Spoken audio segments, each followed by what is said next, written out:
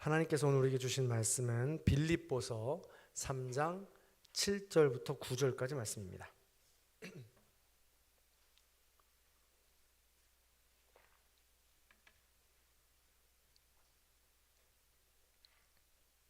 빌립보서 3장 7절부터 9절까지 말씀입니다.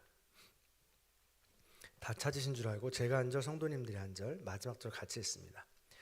그러나 무엇이든지 내게 유익하던 것을 내가 그리스도를 위하여 다 해로 여길 뿐더러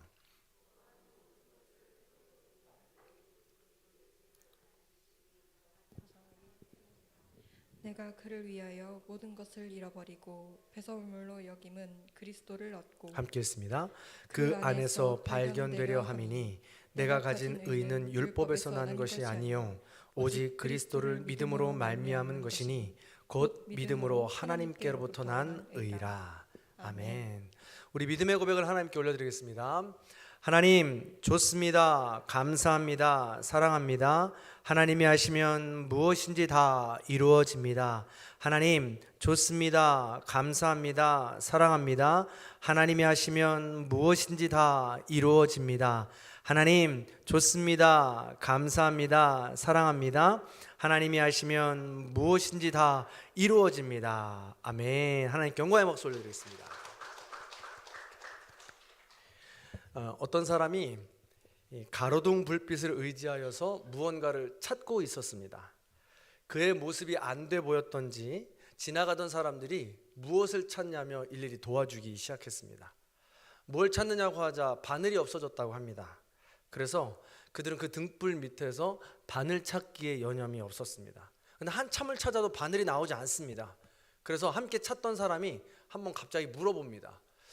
도대체 바늘이 어딘지 모르겠습니다. 바늘을 여기서 잊어버린 것이 맞습니까? 어디서 잊어버린 거예요? 라고 물어봤습니다. 그랬더니 바늘을 찾던 사람이 이렇게 대답합니다. 집 안에서 잊어버렸죠. 지나가던 사람들이 어이가 없어서 그를 쳐다보면서 물었습니다. 아니 집 안에서 잃어버린 바늘을 왜 집 바깥 가로등 밑에서 찾는 것이요? 라고 물었더니 그 사람이 이렇게 대답합니다. 가로등불 빛이 밝기 때문에 내가 거기서 찾는 것이요? 라고 대답을 하더라는 거예요. 동양에서는요 이런 경우를 각주구검이라고 합니다. 배를 타고 가는데 칼을 바다에 떨어뜨리죠. 그런데 배를 타고 바다를 지나가는데 그 배 위에 칼 떨어뜨린 지점을 표시를 하는 겁니다. 칼은 바다로 떨어졌는데 말이죠. 백날이 가도 그 칼은 찾을 수가 없겠죠. 문제는요 잃어버린 것을 찾아야 할 장소를 잘못 알고 있다는 것입니다. 우리는 한 해를 돌아보면서 잃어버린 것은 없으신지요? 잃어버린 것을 엉뚱한 데서 찾는 것도 문제지만 더 큰 문제는 우리가 무엇을 잃어버렸는지 모르는 채 산다는 것입니다. 시간 가는 줄 모르고 살아온 삶 속에서 우리는 많은 것을 얻기도 하고 잃기도 했습니다. 문제는 무엇을 얻어야 하는지 또 잃어야 하는지 내가 모른다는 것입니다. 내가 주체의식을 가지고 그것을 알아야 삶의 방향을 잡을 터인데 그렇게 하지 못한다는 것이죠. 여러분, 우리 모두는 나름대로 굉장히 열심히 살고 있습니다. 오늘 이 자리에 오신 분들은 특별히 더 삶을 정말 열심히 사시는 분들입니다. 더 나아가서 신앙생활도 하나님 바라보고 열심히 사시는 분들입니다. 절대 게으른 분은 없습니다. 밤을 낮으로 알면서 열심히 뛰면서 살아왔죠. 물론 그래서 우리가 얻은 것이 굉장히 많을진데 근데 그만한 노력에도 별로 얻지 못했다라는 실망스러운 감도 없지 않아 있을 것입니다. 그러나 많이 얻었건 적게 얻었건 그것으로 우리의 인생이 평가되는 것은 아닙니다. 많이 얻었는데 우리가 바라봤을 때 세상 사람들의 가치관으로 많이 얻은 것 같았는데 불행한 사람도 있기 때문에 그렇습니다. 왜 그럴까요? 다시 한번 말씀을 드리지만 우리는 무엇을 얻어야 하고 무엇을 잃어야 하는지 모르기 때문에 그렇습니다. 자, 그렇다면 우리는 무엇을 얻어야 할까요? 이 세상을 살아가면서 무엇을 얻어야 후회 없는 삶이 될까요? 결론부터 말씀드리자면 오늘 말씀 제목대로 그리스도를 얻어야 합니다. 사도 바울이 그랬습니다. 그렇게 그리스도를 얻는 데에는 가장 먼저 선행될 것이 있습니다. 무엇이냐? 바로 나를 아는 것입니다. 정체성을 찾는 것이죠. 내가 누구이며 내가 무엇을 해야 하는지 아는 것이 대단히 중요합니다. 그래야 나의 삶의 방향성을 잡을 수 있기 때문에 그렇습니다. 내가 태어난 목적이 무엇인지 알아야 그 목적대로 살아갈 수 있을 테니까요. 이 마이크의 목적은 소리를 증폭시켜서 크게 내는 것입니다. 이 마이크의 목적, 태어난 목적을 알 때 마이크가 제대로 된 역할들을 한 것이고 올바로 살았다고 할 수 있겠죠. 마찬가지로 우리 인간도 왜 태어났는지, 무엇을 하기 위해 태어났는지 알아야, 그 정체성을 알아야 올바른 삶, 의미 있는 삶이 될 수 있다는 것입니다. 재미있는 것은요, 어느 컬럼니스트가 현대인에게 특정 지을 수 있는 성격이 있다면 무엇이 있겠습니까? 라고 물었습니다. 당대의 석학을 보고 물었죠. 그랬더니 그 석학의 대답은 굉장히 명료했습니다. 제가 읽어드리겠습니다. 현대인은 우주에 대해서 많이 알고 있습니다. 세상에 대해서는 더 많이 알고 있습니다. 그리고 점점 더 계속 차츰 많이 알아가게 될 것입니다. 그러나 현대인은 자기 자신을 모르고 있습니다. 자신에 대해서는 앞으로 더 무식해질 겁니다. 라고 석학은 대답했습니다. 왜 그럴까? 오늘 말씀을 통해서 우리는 알 수 있습니다. 대다수의 사람이 내 것을 채우고 나를 위해 살아가면 나를 잘 알 수 있을 거라 생각하는데 성경의 진리는 그렇지 않습니다. 그리스도를 얻고 그리스도를 알아갈 때 그때 나를 알 수 있다고 성경은 분명히 순서를 이야기하고 있어요. 그래서 하나님을 경외하는 것이 지혜의 근본이다 라는 말씀이 바로 거기서 나오는 것이죠. 그래서 그 순서를 우리는 반드시 기억해야 된다는 것입니다. 굉장히 중요한 문제죠.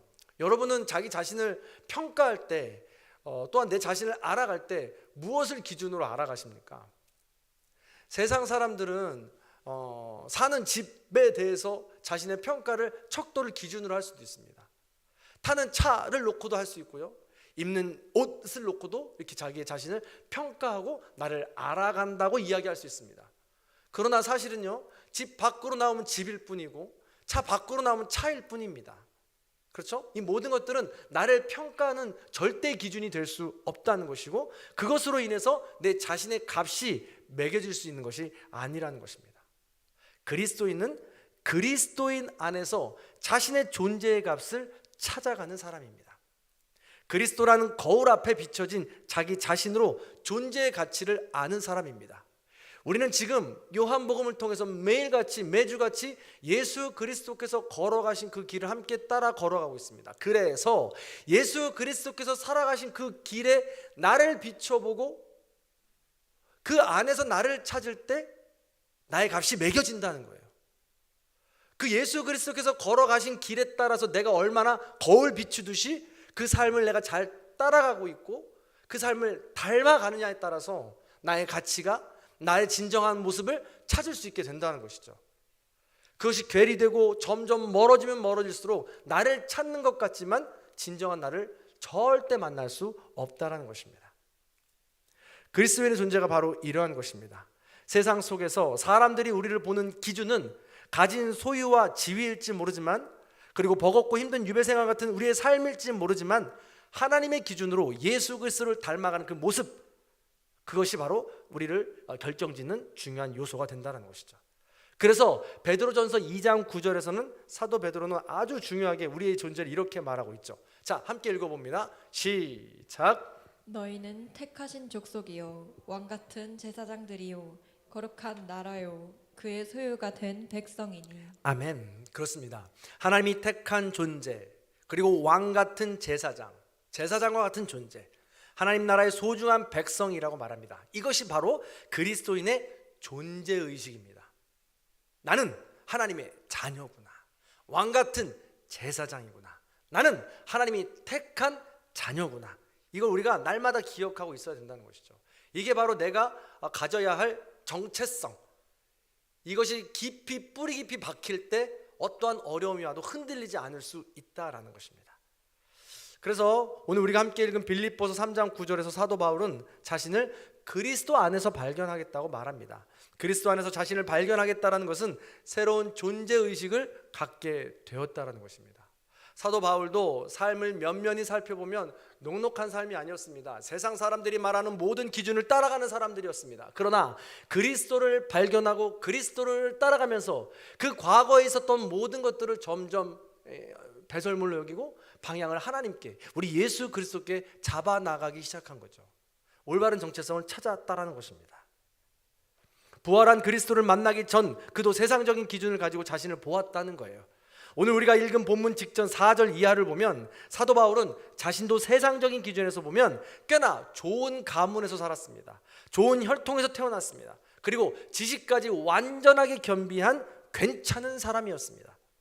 그러나 사도 바울은 그리스도를 만난 후 자신의 존재 의식이 완전히 바뀌었고 삶의 방향이 바뀌었다는 것이죠.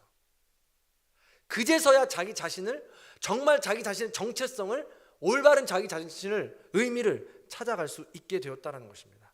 그 모습을 7절 이하에서 말하고 있는 것이죠. 자, 8절 9절의 말씀을 같이 한번 읽어볼게요. 읽습니다. 시작. 또한 모든 것을 해로 여김은 내 주 그리스도 예수를 아는 지식이 가장 고상하기 때문이라. 내가 그를 위하여 모든 것을 잃어버리고 배설물로 여김은 그리스도를 얻고 그 안에서 발견되려 함이니 내가 가진 의는 율법에서 난 것이 아니요 오직 그리스도를 믿음으로 말미암은 것이니 곧 믿음으로 하나님께로부터 난 의라. 아멘.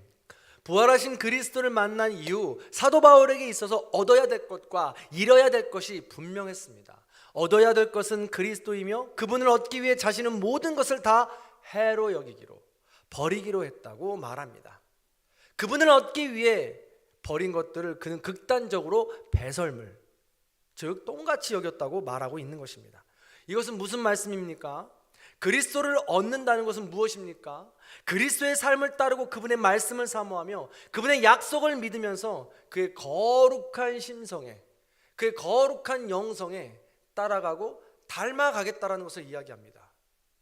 내가 예전부터 살아가왔던 그 모든 삶의 환경, 중요하게 여겼던 모든 것들 내려버리고 예수 그리스도께서 말씀하신, 어떻게 보면 이해할 수 없고 어떻게 하면 할 수 없는 것들 따라가겠다고 그 길을 걸어간 거죠. 그래서 그 누구보다도 사도 바울은 고생하고 힘들고 어려운 복음을 전하는 역할들을 감당했다라는 것입니다. 분명 사도 바울도 우리처럼, 아니 우리보다 더 열심히 부지런히 산 사람이었습니다. 그러나 가장 소중한 것들을 잃어버린 열심이었고 부지런함이었습니다. 사도 바울은 잘못된 열심이었고 부지런함이었다는 것을 깨달은 것입니다. 그리고 그리스도를 얻은 사람이라면 어떻게 해야 되는가 깨달은 것이죠. 자, 그렇다면 그리스도를 이렇게 마음에 얻어서 사도 바울은 어떻게 살았는가? 다른 성경 고린도전서에서는 이렇게 이야기하고 있습니다. 그리스도를 얻었다, 배설물을 여기는 삶이 어떤 삶이냐라는 것이죠. 자, 고린도전서 4장 1절 2절입니다. 같이 읽어볼게요. 시작. 사람이 마땅히 우리를 그리스도의 일꾼이요 하나님의 비밀을 맡은 자로 여길지어다. 그리고 맡은 자들에게 구할 것은 충성이니라. 아멘. 사도 바울은 말합니다. 네가 그리스도를 얻었냐? 그렇다면 그리스도의 일꾼이구나 라고 이야기합니다. 네가 그리스도를 모셨는가? 그렇다면 하나님의 비밀을 맡은 자라고 말하는 겁니다. 성도 여러분, 여러분은 그리스도의 일꾼으로 살고 계십니까? 하나님의 비밀을 맡은 자로 살고 계십니까? 아멘. 감사합니다. 일꾼이 무슨 뜻입니까? 일꾼은 헬라어로 휘페레테스라고 합니다. 휘페레테스는 두 단어에 합쳐진 말입니다. 하나는 밑이라는 뜻이고요, 아래라는 뜻이고, 하나는 노를 젓는 사람이라는 단어입니다. 이 두 단어가 합쳐진 거예요. 그래서 배 아래에서 가장 밑에서 노를 젓는 사람이다라는 뜻입니다. 옛날에 이 로마 영화 배너를 보신 적 있습니까? 이 영화에 보면 배가 등장합니다. 이 어마어마한 배가 등장하는데 이 배의 가장 밑에는 저렇게 수많은 노예들이 있었습니다. 발목에는 착고가 채워져 있어서 어디로 도망갈 수도 없습니다. 배 가장 높은 곳에서는 사령관이 조종을 합니다. 속력과 방향을 이야기하면서 배 밑에서는 제일 배 갑판에서 사령관이, 그 군대 장관이 이 속력과 방향을 말로 지시하면 그 중간에 북을 치는 사람이 있습니다. 그럼 북을 치면서 북의 그 치는 속도에 따라서, 그리고 소리에 따라서 그 방향과 속력을 결정하게 되는 것이죠. 이 노예가 바로 일꾼입니다. 휘페르테스. 그 노예들은 자기 목숨을 자기 것이라고 생각할 수 없습니다. 전쟁 중에 만약에 배가 파손한다면 발목에 묶인 이 사슬로 인해서 도망갈 수가 없습니다. 오직 그들의 목숨은 지금 사령관에게 달려있는 것이죠. 군대 장관에게 달려있는 것입니다. 또한 승리한다면 그 모든 영광 휘페르테스 그 일꾼들이 받는 것이 아니에요. 그 사령관과 모든 지도자들이 받는 것이죠. 더불어 노예는 목숨을 얻게 되는 것입니다. 다시 말해 이 일꾼은 노예는 할 수 있는 것이 아무것도 없습니다. 다만 사령관의 명령대로 할 뿐입니다. 우리가 바로 그런 사람이라는 거예요. 그리스도의 명령에 따라서 우리의 삶의 속력과 방향을 결정합니다. 우리의 사령관은 오직 예수 그리스도입니다. 다만 두려워할 것은 없습니다. 이 전쟁에서 실패할까? 이 전쟁에서 실패해서 배가 물에 들어와 내가 잠기지는 않을까? 이런 두려움을 가질 필요가 없다는 거예요. 왜요? 우리의 사령관이 바로 예수 그리스도이시기 때문에 그렇습니다. 전쟁의 주인 예수 그리스도이기 때문에 그래요. 그래서 이 전쟁엔 우리의 삶에 지금 어렵고 힘든 전쟁이라 할지라도 그 전쟁의 결과는 예수 그리스도인 겁니다. 승리인 것이죠. 그래서 오직 우리 예수 그리스도만을 바라보고 예수 그리스도를 닮아가는 삶을 살아가며 그것으로 우리가 훈련이 되어진다면 그 전쟁에서 우리는 질 수가 없다는 거죠. 반드시 승리할 수 있다는 것입니다. 자, 그리고 두 번째로 뭐라고 했냐면 하나님의 비밀을 맡은 자라고 했습니다. 비밀은 무엇입니까? 계시를 말합니다. 하나님께서 우리에게 예수 그리스도를 보내주시면서 하늘의 비밀을 알려주셨습니다. 우리는 알지요. 그러나 예수 그리스도를 모르는 사람들은 하늘의 비밀을 알 턱이 없습니다. 그러니 우리는 의당 그들에게 알려야 하는 것이죠. 자, 우리가 예수 그리스도를 또 하나님의 비밀을 아는 것이 굉장히 놀라운 일이고 어마어마한 축복이라는 것입니다. 하나님은 우리에게 비밀을 맡겨주기를 원하세요. 제가 언젠가도 한번 말씀드린 적이 있지 않습니까? 하나님께서 소돔과 고모라를 멸망하러 가시는 길에 아브라함 집에 들리십니다. 근데 아브라함이 지나가는 하나님을 그냥 내버려 두지 않으시고 나그네 모습으로 오셨잖아요. 그래서 그 셋을 아주 융성하게 대접을 합니다. 그리고 그곳에서 쉼을 얻고 마음을 상쾌하게 한 후에 그곳을 지나가시죠. 그런 다음에 하나님은 아브라함과 함께 길을 걸어갑니다. 먼저 셋이 왔다고 그랬잖아요. 둘은 소돔과 고모라를 멸망하러 먼저 출발하고 하나님은 나중에 아브라함의 배웅을 받으면서 나중에 천천히 걸어오죠. 그때 하나님께서는 아브라함에게 비밀을 알려주십니다. 이제 곧 내가 소돔과 고모라를 멸망시킬 것이다. 그럴 때 아브라함은 이야기하죠. 하나님, 소돔과 고모라를 구해주시면 안 되겠습니까? 중보의 역할을 감당합니다. 하나님의 비밀을 듣고 하나님과의 중보를 하면서 하나님과 함께 일하면서 그 일을 조율할 수 있는 역할이 우리에게 주어진다는 거예요. 그렇게 하나님의 이 비밀을 알게 되는 자가 바로 우리 휘페르테스이고 하나님을 따라가는 사람들에게 주어진 특권이 될 수 있다는 것이죠. 그럴 때 우리는 이런 말씀들을 깨달을 때 우리 그리스도를 얻는 것이 얼마나 큰 은혜이고 축복인지 우리는 알게 된다는 것입니다. 또한 그렇게 그리스도의 일꾼이요 하나님의 비밀을 맡은 자가 해야 할 것이 무엇이냐 그러면 자 고린도전서 4장 2절에 이렇게 기록되어 있죠. 같이 읽어볼까요? 읽습니다. 시작. 그리고 맡은 자들에게 구할 것은 충성이니라. 아멘. 충성입니다. 그리스도를 얻은 사람, 그리스도의 일꾼, 하나님의 비밀을 맡은 자가 해야 할 것은 충성입니다. 자, 충성을 한자로 보시면 보셨죠? 가운데 중자에 마음 중심자입니다. 그래서 마음 중심에 하나님의 말씀을 이루는 것이죠. 마음 중심에 하나님을 두고 하나님의 말씀을 이루어내는 것이 바로 충성입니다. 그래서 우리의 삶에 세상의 모든 이 상황과 여건과 사람들은 다 변하기 마련이에요. 근데 우리 중심에 그리스도를 얻고 그리스도만 바라보면 흔들리지 않고 그 말씀을 이뤄가게 하는 것이 바로 충성이고 우리에게 필요한 덕목이라는 것이죠.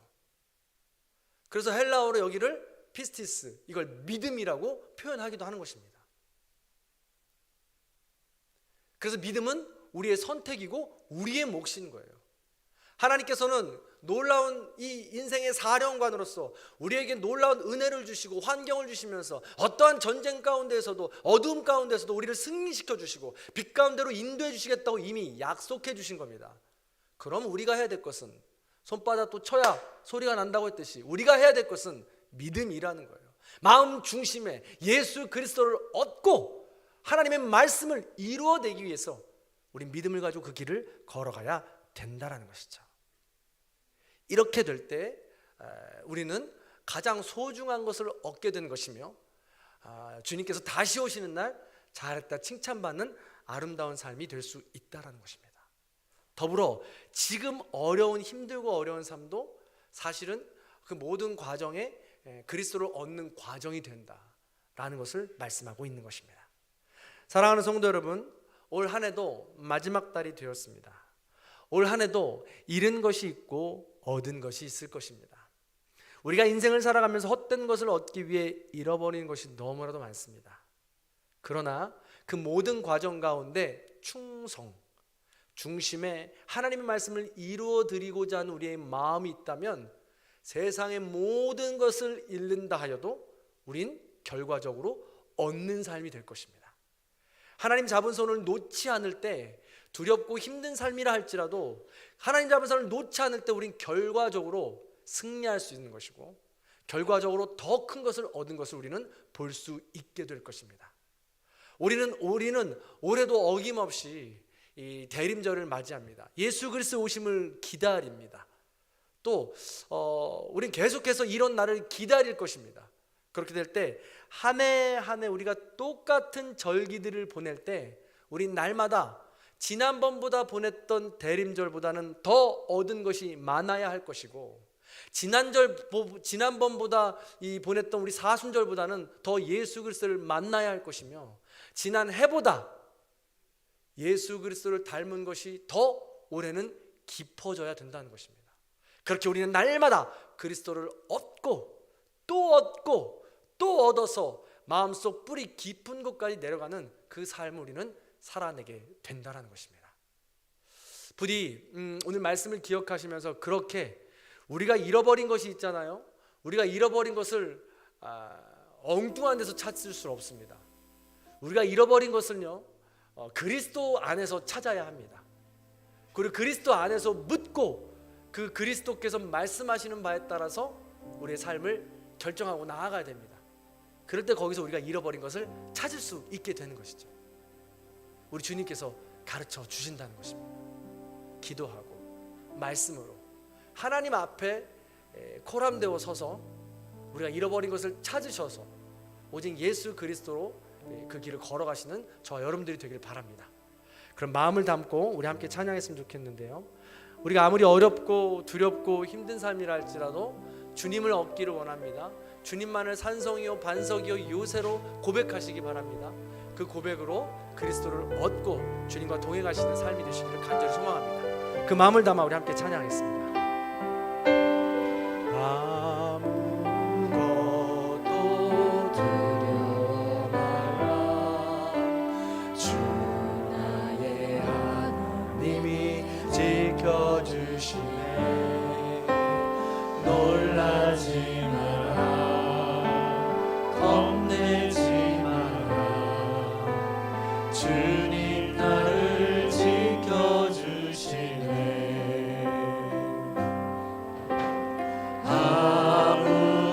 아무것도 두려워 말라. 주 나의 하나님이 지켜주시네. 놀라지 마라, 겁내지 마라. 주님 나를 지켜주시네. 내 맘이 힘에 겨워 지칠지라도 주님 나를 지켜주시네. 세상의 험한 풍파 몰아칠 때도 주님 나를 지켜주시네.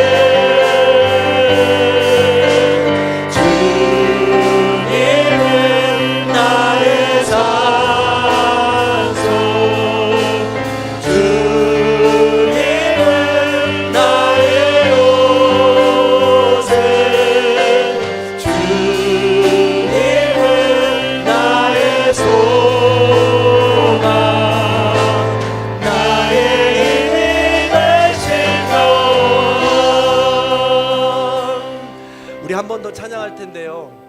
가사를 잘 생각했으면 좋겠습니다. 제가 오늘 성경 말씀을 할 때 정체성을 찾는 게 참 중요하다고 했죠. 정체성을 찾는다라는 것은 자존감을 회복한다라는 이야기입니다. 그런데 자존감을 회복한다라는 것이 하나님 앞에 엎드려서 기도만 하면 된다는 것이 아닙니다. 자존감을 회복하기 전에 가장 기초가 되는 것이 자기감이라는 것인데, 자기 감정이 어디에서부터 오고 이 감정이 왜 왔는지를 우리는 찾아야 합니다. 거기가 칼을 잃어버린 지점이에요. 근데 그 칼을 잃어버린 지점에 내가 혼자 가면 안 된다는 거예요. 주님과 함께 가야 된다는 것입니다. 그곳에서 주님께 묻는 것입니다. 하나님, 저의 지금 이 두려움이 어디서 오는 겁니까? 하나님, 저의 지금 이 놀라움이 어디서 오는 겁니까? 라고 하나님께 묻는 것이죠. 그리고 그 현장에서 더 솔직하게 용기와 담대함을 가지고 하나님과 함께 내가 그 문제를 풀어가는 것입니다. 오늘 찬양도 잘 보시면요, 하나님께서는 두려운 과정을, 상황을 아예 없애주겠다고 말씀하시는 것이 아니에요. 험한 풍파를 완전히 없애주겠다고 말씀하시는 것이 아닙니다. 그 가운데 있지만 내가 너의 산성이 되어주고 내가 너의 요새가 되어주고 그 험한 풍파 가운데도 내가 너와 함께 하겠다고 말씀하는 겁니다. 그 모든 상황을 없애주겠다는 것은 아니죠.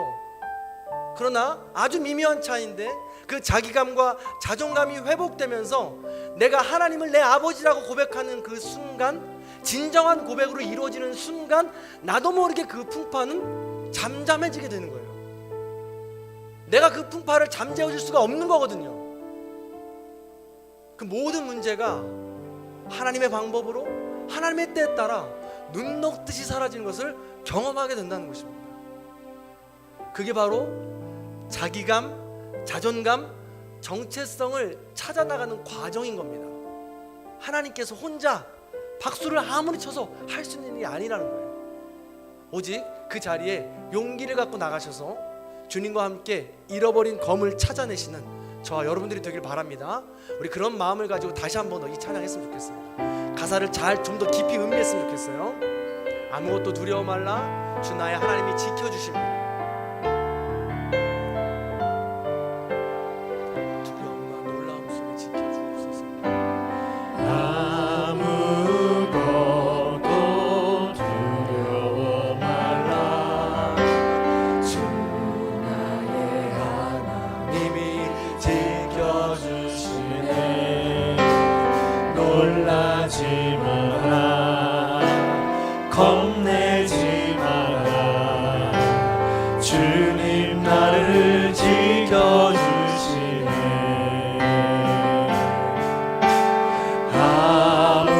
아무것도 두려워 말라, 주 나의 하나님 지켜주시네. 놀라지 마라, 겁내지 마라, 주님 나를 지켜주시네. 내 맘이 힘에 겨워 지칠지라도 주님 나를 지켜주시네. 세상의 험한 풍파 몰아치게도 주님 나를 지켜주시네. 주님은 나의 사소, 주님은 나의 요새, 주님은 나의 소망, 나의 힘이 되신 너. 내 맘이 힘에 겨워 지칠지라도 내 맘이 힘에 겨워 지칠지라도 주님 나를 지켜주시네. 세상의 험한 풍파 몰아치게도 주님 나를 지켜주시네.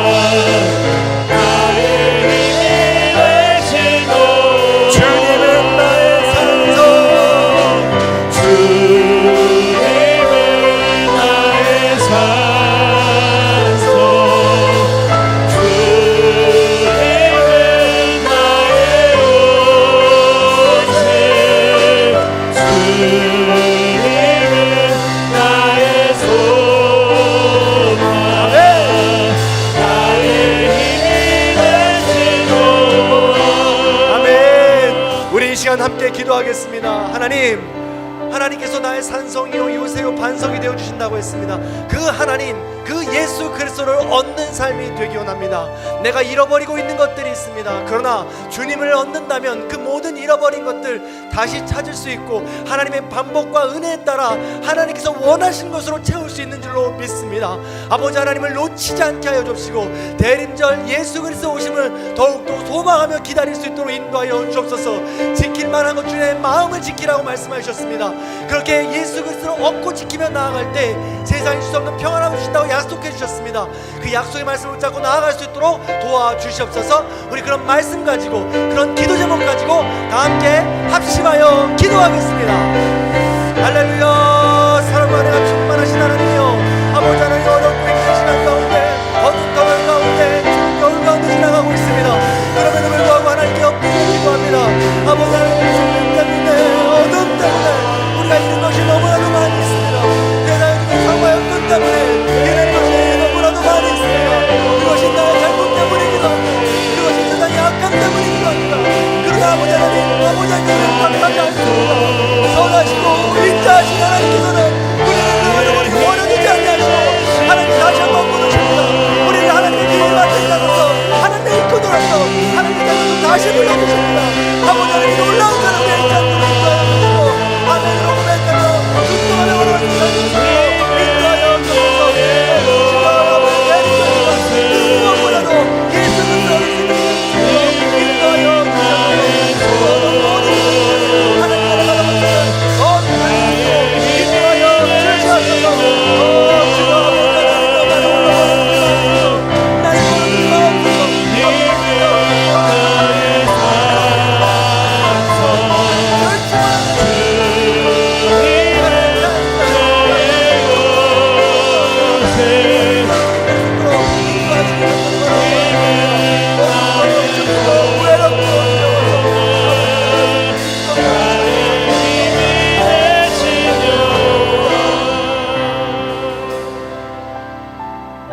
사랑이 많으신 하나님, 우리 인생의 추운 계절 때문에, 우리 인생의 어두운 터널 때문에, 우리 인생에 일할 수 없고 얻을 수 없는 것 때문에 힘들고 어려운 시간을 보내고 있습니다.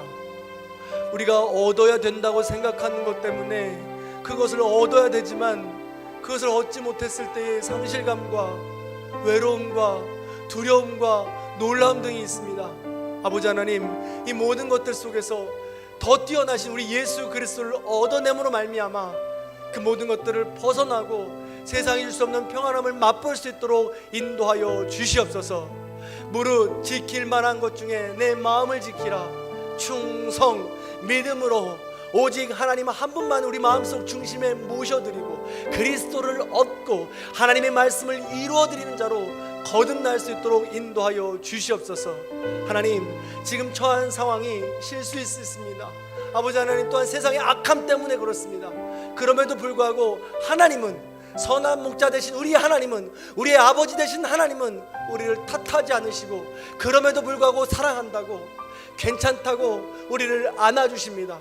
그 놀라운 사랑만을 바라볼 수 있도록 인도해 주시고 그 사랑으로 하여금 다시 한 번 더 일어날 수 있는 거룩한 삶이 될 수 있도록 인도하여 주시옵소서. 우리가 수많은 대림절들을 지금까지 보냈습니다. 예수 그리스도 오심을 날마다 기다리며 올 한 해도 기다렸습니다.